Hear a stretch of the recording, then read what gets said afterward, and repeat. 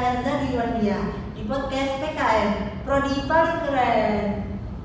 Nah, teman-teman, kalian tahu nggak sih sebenarnya bentuk cinta untuk Indonesia, bangsa kita itu, bangsa Indonesia itu seperti apa sih? Dan bagaimana cara kalian melestarikan budaya-budaya kita, merawat bangsa kita dengan perkembangan yang sudah maju di era abad 21 ini. Nah, untuk itu kita akan berbagi materi dengan tamu-tamu yang telah saya undang dari kakak-kakak dari mahasiswa dari Universitas PGRI Kanjuruhan Malang. Nah, kakak-kakak sekalian, silakan masuk.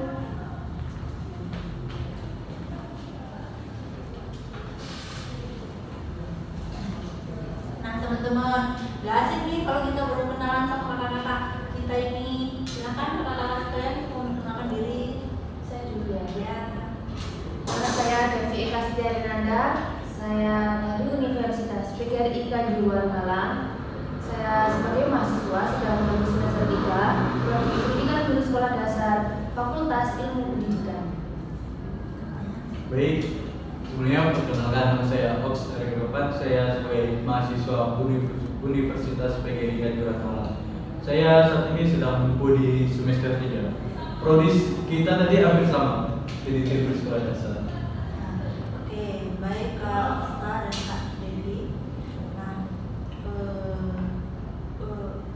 dengan dimulainya podcast ini, kita akan berbagi ilmu nih, sharing-sharing. Iya. Nah, tema kita kali ini itu tak kenallah mencintai bangsa Indonesia.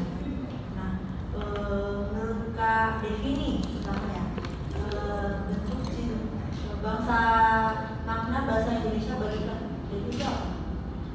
Pendapat saya, bangsa Indonesia merupakan negara kesatuan Republik Indonesia yang memiliki banyak ragam bahasa, agama, makanan khas, dan keanekaragaman lainnya.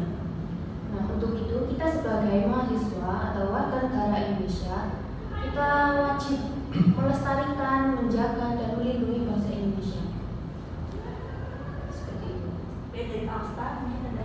Sebelumnya sih saya sebagai warga negara bangsa Indonesia ini saya sangat bangga karena negara kita ini terkenal dengan banyaknya suku, agama, bahasa, dan agama itu kita kayak gini, kita bisa nyatu satu sama lain agar bisa kompak, tidak ada antara konflik gitu. Makanya saya sangat bangga berada di bangsa ini. Oke, kemudian bentuk cinta kakak-kakak sekalian untuk bangsa negara ini sebagai calon tenaga pendidik nih, itu seperti apa? Kalau cinta saya terhadap bangsa Indonesia ini tidak ada ukurannya ya, tidak ada bandingannya. Karena saya juga dari kecil sudah terlahir di Indonesia ini, di negara Indonesia ini. Jadi negara Indonesia ini sudah mendarah daging di dalam tubuh saya. Saya sangat mencintai Indonesia. Saya sangat mencintai apa yang ada di Indonesia. Seperti itu. Oke, kalau dari Kak Osta? Kalau dari tolak ukurnya itu kalau kita bandingkan itu tidak bisa, karena kita istilahnya dari kecil sampai besar kita sudah menduduki bangsa ini. Nah, bagaimana kita menciptakan atau meluangkan itu ya? Nah, yang pertama itu kita sebagai calon pendidik kita akan menyarankan kepada calon pendidik kita nanti agar bagaimana mengembangkan, melestarikan bangsa kita tersebut. Begitu sih. Oh, jadi wajib ya bagi kita sebagai rakyat negara Indonesia. Wajib itu. Nah, kakak-kakak sekalian ini kan calon tenaga pendidikan, calon guru.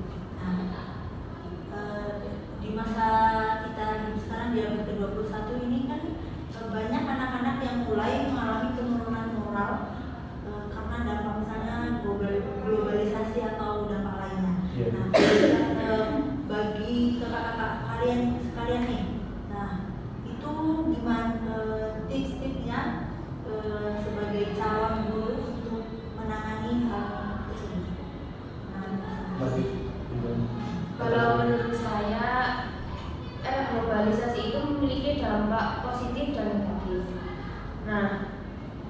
dampak positifnya itu jika kan moral yang menurun itu dari media sosial. Nah, dampak positifnya itu globalisasi itu, misal kalau handphone itu kan bermanfaat untuk proses pembelajaran. Nah, di era sekarang ini semua peserta didik itu diharuskan mempunyai handphone karena untuk proses pembelajaran tersebut. Nah, di era sekarang ini kan biasanya per kelas itu ada grup WhatsApp, yang dimana grup WhatsApp itu ada guru, ada orang tua. Nah, itu termasuk paguyuban, dimana guru itu orang tua itu bisa melihat perkembangan peserta didik waktu di sekolah melalui paguyuban tersebut. Nah, dampak negatifnya waktu pembelajaran di rumah, misal guru ini memberikan tugas melalui online, melalui WhatsApp tadi. Nah, anak ini diberikan handphone. Nah, pada saat mengerjakannya itu, orang tua itu wajib mengawasi anak tersebut. Anak tersebut harus membuka tugasnya itu. Nah, kalau tidak diawasi oleh orang tuanya, anak-anak itu bisa membuka situs-situs online lainnya yang negatif. Gitu. Kalau menurut saya sih dari pembatasan orang tua harus dibatasi. Kapan anak itu memakai handphone untuk belajar, kapan anak itu tidak memakai handphone.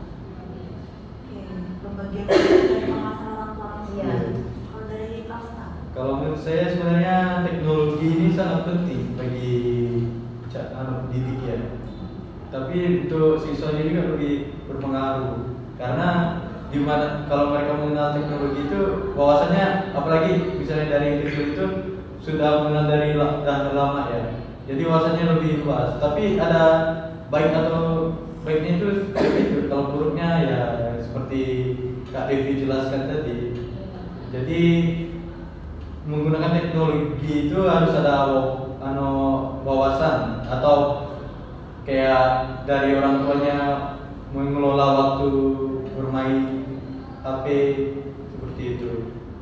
Oke, jadi kesimpulan yang dapat saya tangkap di pembagian ini di sharing kita ini yaitu tentang poin-poin mencintai bangsa kita, yaitu bisa melibatkan dengan penghargaan terhadap keberagaman, kemudian penghormatan terhadap simbol-simbol nasional, kemudian penggunaan bahasa Indonesia, serta partisipasi aktif dalam mengembangkan atau memajukan bangsa Indonesia melalui berbagai bidang, termasuk di bidang pendidikan. Oke, kakak-kakak sekalian, terima kasih atas waktu yang telah diberikan untuk datang ke sini. Saya sebagai host di podcast kali ini pamit undur diri. Apabila ada kesalahan kata atau kekurangan saya mohon maaf. Sekian, wassalamualaikum warahmatullahi wabarakatuh.